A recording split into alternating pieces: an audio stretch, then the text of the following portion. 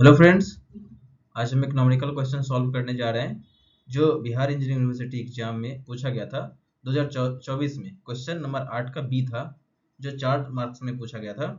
Question है cast iron pipe of 750 millimeter diameter is used to carry water under a heat of 60 meter.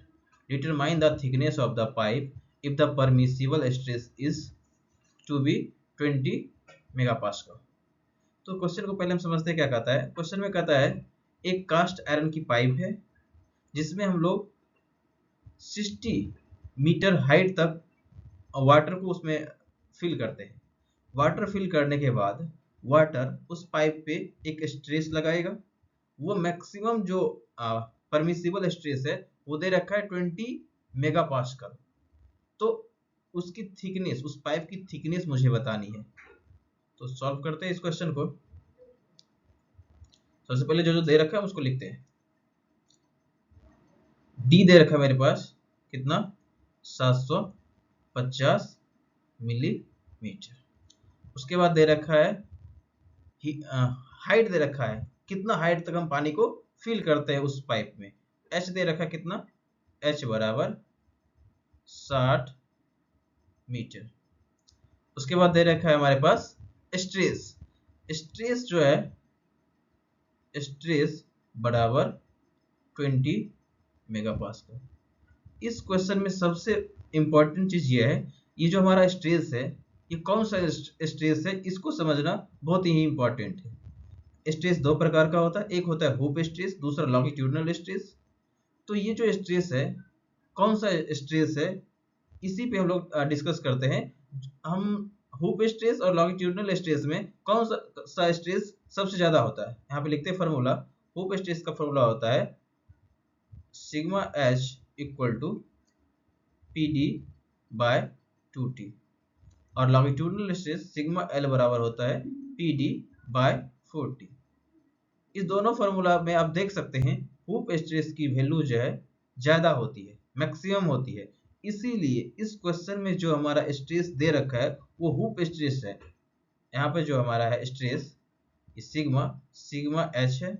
Sigma H बराबर 20 megapascal. हमको निकालना है T बराबर वाट। हम लोग फॉर्मूला जानते हैं, सिग्मा एच बराबर होता है P D divided by 2t। यहाँ से हमको ये दे रखा है, डी दे रखा है, टी निकालना है, पी नहीं दे रखा है। तो टी निकालने के लिए सबसे पहले मुझे पी निकालने की जरूरत है। तो पी बराबर कैसे निकालेंगे, पी बराबर होता है रो जी एच। जी तो हम जानते हैं ग्रेविटेशनल कांस्टेंट है। उसके बाद एच दे ही रखा है, बट रो मुझे नहीं पता है।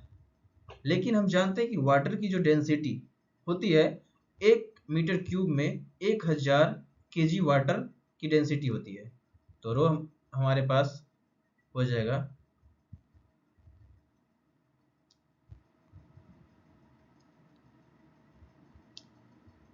रो बराबर 1000।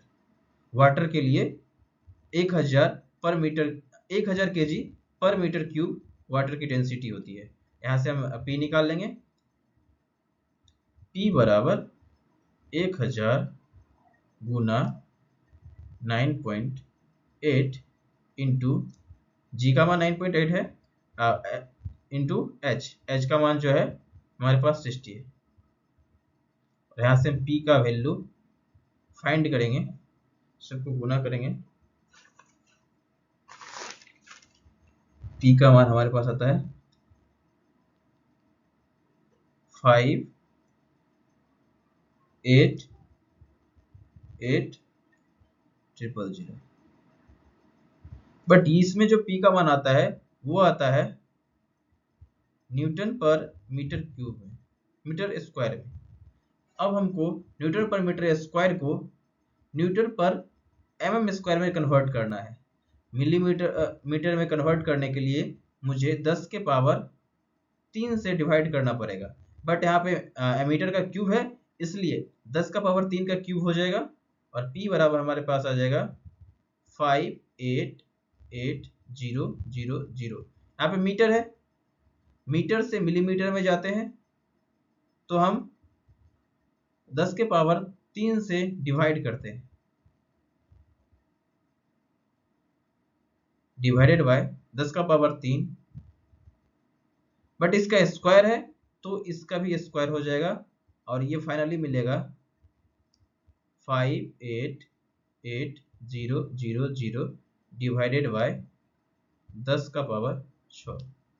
P का मान यहाँ से मिलेगा P बराबर 0.58800। P का मान निकल गया है। अब हम इस फार्मूला में P का मान पुट कर देंगे तो अब T का मान निकल जाएगा। कलर चेंज करके हम निकाल देते हैं इसको। यहाँ पे सिग्मा h का मान कितना है 20 इक्वल टू P का मान 0.588, D का मान 750 डिवाइडेड बाय 2 इंटू T। तो T बराबर हो जाएगा 0.588 इंटू 750 डिवाइडेड बाय 40। और जब इसको सॉल्व करेंगे तो T बराबर हमारे पास आ जाएगा 11.025 मिलीमीटर। T बराबर हम इसको अप्रॉक्स करके 11 मिलीमीटर लिख सकते हैं। ये हमारा फाइनल आंसर। Thank you.